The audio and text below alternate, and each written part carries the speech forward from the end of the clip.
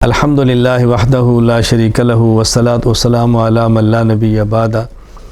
تراویح ایک عبادت ہے جو اللہ کی رضا کے لیے لوگ پڑھتے ہیں، اور تراویح پڑھانے والا بھی اللہ کی رضا کے لیے پڑھاتا ہے، اس میں تو کوئی دوسری رائے نہیں ہے۔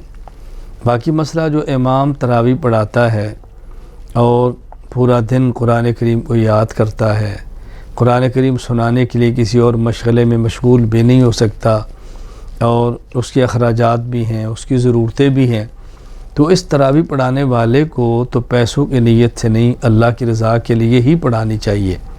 لیکن اس کے پیچھے تراویح پڑھنے والوں کو چاہیے اس امام کی خدمت کریں، اس امام کو ہدیہ دیں، اور زیادہ سے زیادہ دینا چاہیے۔ میں اکثر یہ بات عرض کیا کرتا ہوں، ایک بات تو یہ سمجھ لیں کہ جو لوگ یہ چاہتے ہیں کہ تراویح پڑھانے والا اجرت نہ لے، وہ یوں کیوں نہیں کر لیتے کہ اپنے بچے کو قرآن کریم پڑھا لیں اور مصلی پر کھڑا کر دیں؟ وہ کیوں نہیں کر لیتے خود قرآن یاد کر لیں اور تراویح پڑھا لیا کریں؟ بھئی آپ پورا دن ملازمت کرتے ہیں، آپ پورا دن تجارت کرتے ہیں، پورا دن آپ دنیاوی کاموں میں مشغول رہتے ہیں، اور حافظ پورا دن قرآن کریم کو یاد کرتا ہے، نہ وہ تجارت کر سکتا ہے، نہ ملازمت کر سکتا ہے، قرآن کریم یاد کرتا ہے اور رات کو مصلی پر کھڑے ہو کے پڑھتا ہے۔ اگر کوئی بیچارے کو ایک اٹکن بھی آ جائے تو پوری مسجد شور بھی ڈالتی ہے، کوئی بھول بھی جائے تو آپ کی باتیں بھی سنتا ہے، تو اس کو محنت بھی کرنی پڑتی ہے۔ اس لیے تراویح پڑھانے والے کو تو اللہ کی رضا کے لیے پڑھانا چاہیے، لیکن امام کے پیچھے تراویح پڑھنے والے کو امام کی ضرورتوں کا خیال کرنا چاہیے۔ میں ایک بات یوں سمجھیں لطیفہ کا معنی خوش طبعی کے طور پر عرض کیا کرتا ہوں کہ جب ہمارے ہاں رمضان کا اخیر ہوتا ہے تو ہم اپنے بچوں کے لیے شاپنگ کرتے ہیں، جوتی لیتے ہیں، کپڑے لیتے ہیں، اور اس قدر اسراف کرتے ہیں الامان والحفیظ، ضرورت کی حد تک تو کوئی حرج بھی نہیں ہے، لیکن بہت آگے نکل جانے اس کی شریعت میں کیا گنجائش ہوگی۔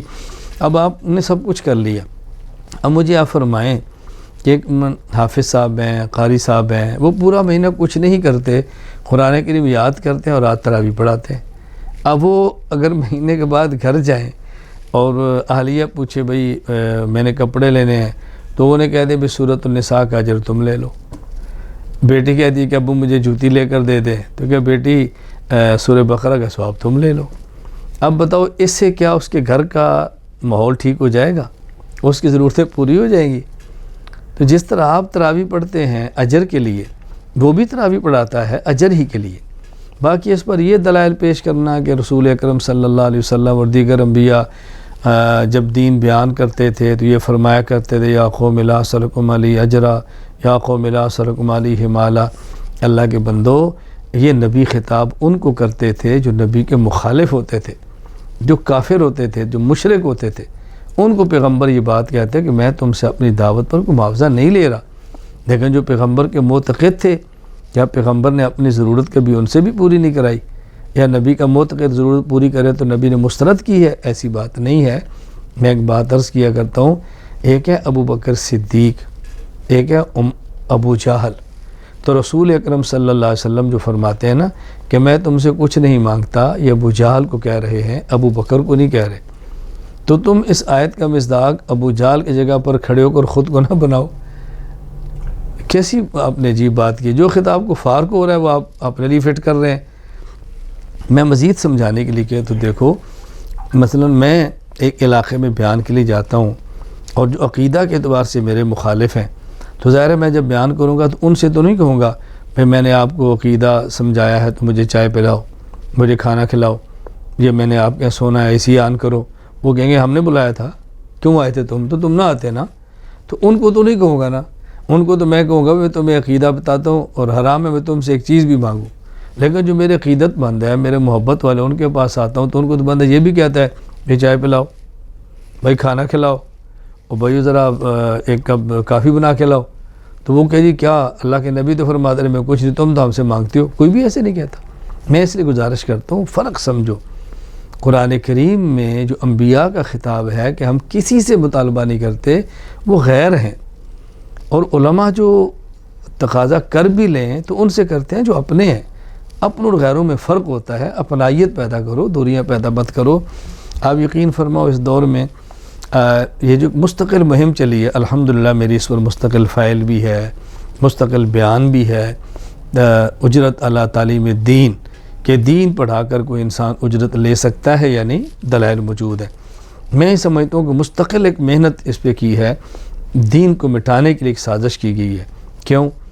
جو مالدار ہے اس نے عالم بن کے جمعہ پڑھانا نہیں، اور جو غریب ہے اس کو تنخواہ دینی نہیں، تو جمعہ کون پڑھائے گا؟ جو مالدار ہے اس نے قاری بن کے بچوں کو پڑھانا نہیں، اور غریب جس نے پڑھانا ہے اس کو تنخواہ دینی نہیں، اچھا قرآن کون پڑھائے گا؟ آپ دیکھیں نا کیسا غیر شعوری طور پہ ایک مہم چلا دی گئی ہے۔ ہمیں اغیار کے پروپیگنڈے کے اندر شریک نہیں ہونا چاہیے۔ اللہ تعالیٰ ہمیں قدر کی توفیق عطا فرمائے۔ اس لیے تراویح پڑھانے والا، حافظ، قاری، مولانا، ان کو چاہیے کہ خالص اللہ کی رضا کے لیے پڑھائیں، اور پڑھنے والوں کو چاہیے کہ دل کھول کے امام کو ہدیہ دیں، اس کی ضرورتوں کا خیال کریں۔ اللہ تعالیٰ ہم سب کو دین پر اپنا سب کچھ لٹانے کی توفیق عطا فرمائے۔ میں تو عرض کیا کرتا ہوں کہ صرف یہ دعا نہ کیا کریں اللہ دین کی خدمت کرنے کی توفیق عطا فرما، بلکہ یہ دعا کیا کریں اے اللہ دین کی خدمت اور دین کی خدمت کرنے والوں کی خدمت، اور پھر وہ جو ہماری خدمت ہے اس کو قبول فرما۔ دین کی خدمت کرنے کی توفیق دے، دین کی خدمت کرنے والوں کی خدمت کرنے کی توفیق دے، اور پھر جو ہم نے خدمت کی اس کو اپنے کرم سے قبول فرما۔ وآخر دعوانا الحمدللہ رب العالمین۔